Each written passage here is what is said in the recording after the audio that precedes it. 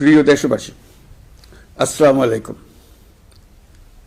আজ আমাদের পুরো জাতি গভীর শোক ও বেদনায় নিস্তব্ধ। দেশের গণতান্ত্রিক রাজনীতির শীর্ষ নেত্রী, সাবেক প্রধানমন্ত্রী ও বিএনপি চেয়ারপারসন বেগম খালেদা জিয়া আর আমাদের মাঝে নেই। ইন্না লিল্লাহি ওয়া ইন্না ইলাইহি রাজিউন।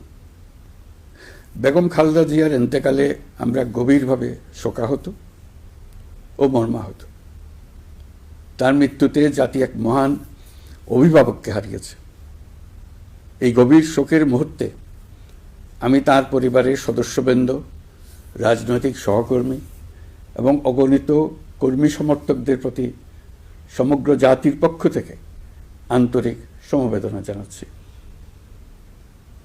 মহান আল্লাহর কাছে আমার প্রার্থনা, তিনি যেন আমাদের সবাইকে এই গভীর শোক কাটিয়ে ওঠার শক্তি দান করেন। বেগম খালেদা জিয়া ছিলেন বাংলাদেশের রাজনীতিতে এক পরম মহিমান্বিত ব্যক্তিত্ব। গণতন্ত্র, বহুদলীয় রাজনৈতিক সংস্কৃতি এবং জনগণের অধিকার প্রতিষ্ঠার সংগ্রামে তার অসামান্য ভূমিকা ইতিহাসে অম্লান হয়ে থাকবে।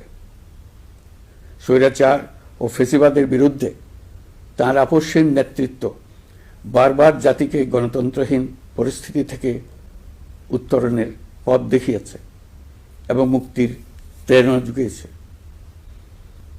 দেশ ও জাতির প্রতি তাঁর সমুজ্জ্বল অবদান জাতি চিরকাল শ্রদ্ধার সাথে স্মরণ করবে।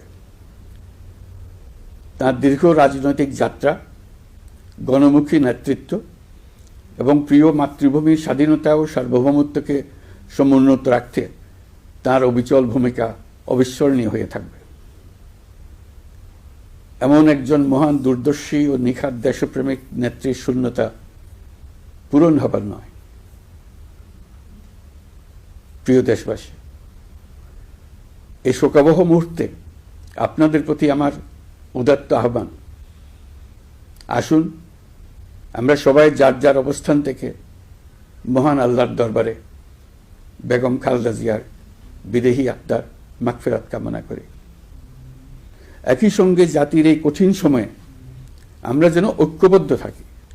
শোকের এই সময়ে কেউ যেন অস্থিতিশীলতা বা নাশকতার অপচেষ্টা চালাতে না পারে, সে বিষয়ে আমি সবাইকে সজাগ থাকার আহ্বান জানাচ্ছি।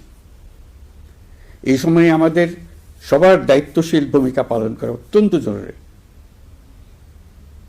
প্রিয় দেশবাসী, সাবেক প্রধানমন্ত্রী বেগম খালেদা জিয়ার মৃত্যুতে আমি 3 দিনের রাষ্ট্রীয় শোক এবং আগামীকাল তার নামাজে জানাজার দিনে একদিনের সাধারণ ছুটি ঘোষণা করছি।